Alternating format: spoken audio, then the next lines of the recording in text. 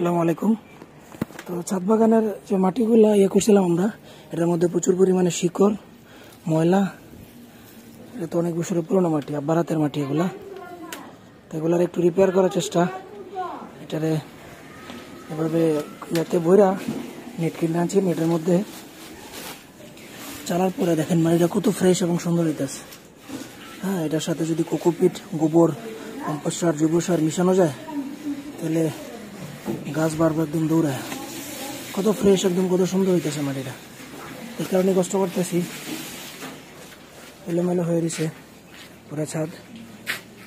তো মাটি আরো অনেক বাকি, এগুলো ব্যবস্থা আছে, চাইলে ফ্রেশ করার ইচ্ছা আছে। আর এই যে এটার থেকে এই বজ্রগুলা, ময়লাগুলা বেরিয়েছে, এই যে ময়লাগুলা, এইসব ময়লা, কেঁচো টেচো আছে।